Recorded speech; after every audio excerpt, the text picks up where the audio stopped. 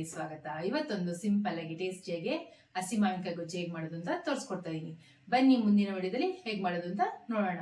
ನಮ್ಮ ಚಾನೆಲ್ನ first time ನೋಡ್ತಿರೋರು subscribe ಮಾಡೋದು ಮರಿಬೇಡಿ. ಲೈಕ್ ಮಾಡಿ, ಶೇರ್ ಮಾಡಿ, ಕಮೆಂಟ್ ಮಾಡಿ.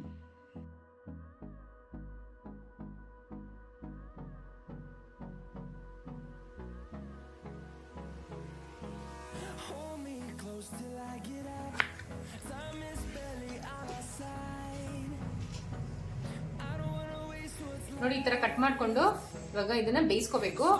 ಒಂದ್ 2 ರಿಂದ 3 ವಿಜಿಲ್ ಚೆನ್ನಾಗಿ ಸ್ಮ್ಯಾಶ್ ಆಗೋ ತರ ಬೇಯಿಸ್ಕೋಬೇಕು.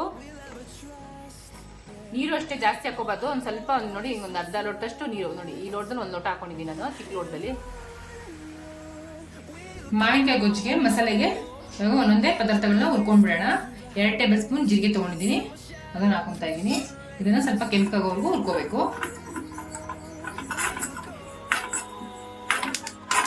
ಇಷ್ಟು ಕೆಂಪಾದ್ಮೇಲೆ ತಕೊಂಡ್ಬಿಡ್ಬೇಕು. 1 ಟೇಬಲ್ ಸ್ಪೂನ್ ಮೆಂತ್ಯ ತಗೊಂಡಿದ್ದೀನಿ, ಅದನ್ನು ಕೆಂಪಗಾಗಿ ವಾಸನೆ ಬರೋ ತನಕ ಹುರ್ಕೋಬೇಕು. ನೋಡಿ, ಇಷ್ಟು ಕೆಂಪಾಗೋರು ಹುರ್ಕೋಬೇಕು. ಗಮ್ ಅಂತದೆ ನೀವು ಮೆಂತ್ಯ ಸಾಕು. ತಕೊಂಡ್ಬಿಡೋಣ.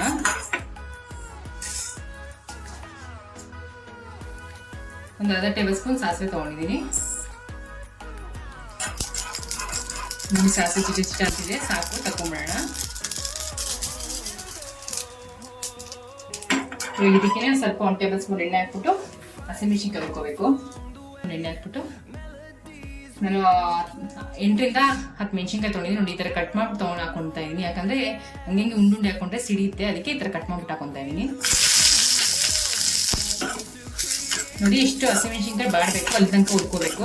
ನೋಡಿ, ಆಗಿದೆ. ಇವಾಗ ಸ್ಟವ್ ಆಫ್ ಮಾಡ್ಕೊಂಡ್ಬಿಡೋಣ. ಇವಾಗ ಹುರ್ಕೊಂಡಿದ್ವಲ್ಲ, ಅದೆಲ್ಲ ತಣ್ಣಗಾಗಿದೆ. ಇವಾಗ ಅದನ್ನ ಮಿಕ್ಸಿ ಮಾಡ್ಕೊಂಡ್ಬಿಡೋಣ.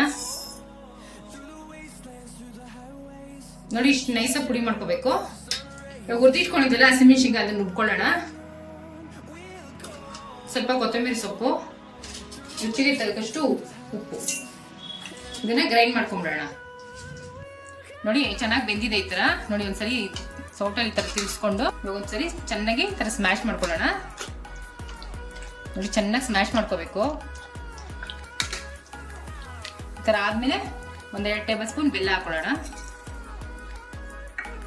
ಅದನ್ನು ಹಾಕೊಂಡು ಚೆನ್ನಾಗಿ ಈ ಥರ ಸ್ಮ್ಯಾಶ್ ಮಾಡ್ಕೋಬೇಕು.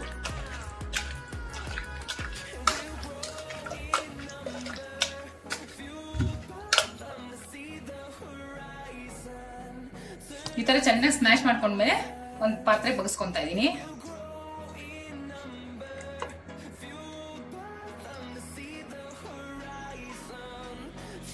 ಇವಾಗ ಒಂದ್ಸರಿ ನೀಟಾಗಿ ಮಿಕ್ಸ್ ಮಾಡಿಕೊಂಡು ಎಲ್ಲ ರುಬ್ಬಿಟ್ಕೊಂಡಿದ್ದಲ್ಲ ಮತ್ತೆ ಪುಡಿ ಮಾಡಿ ಇಟ್ಕೊಂಡಿದ್ದಲ್ಲ ಅದನ್ನೆಲ್ಲ ಮಿಕ್ಸ್ ಮಾಡ್ಕೊಂಡ್ಬಿಡೋಣ. ನೋಡಿ, ಹಸಿಮೆಣಸಿನ್ಕಾಯಿ ಎಲ್ಲ ರುಬ್ಬಿಟ್ಕೊಂಡಿದ್ದಲ್ಲ ಅದನ್ನ ಇದಕ್ಕೆ ಹಾಕೊತಾ ಇದ್ದೀನಿ. ಪುಡಿ ಮಾಡ್ಕೊಂಡಿದ್ದಲ್ಲ ಅದನ್ನು ಹಾಕೊತಾ ಇದ್ದೀನಿ. ಒಂದ್ಸರಿ ನೀಟಾಗಿ ಮಿಕ್ಸ್ ಮಾಡ್ಕೊಳ್ಳೋಣ.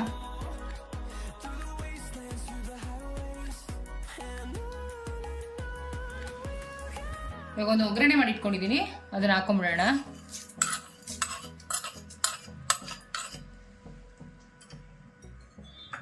ಒಂದು ಸ್ವಲ್ಪ ಕೊತ್ತಂಬರಿ ಸೊಪ್ಪು. ಮಾವಿನಕಾಯಿ ಗೊಜ್ಜು ರೆಡಿಯಾಗಿದೆ.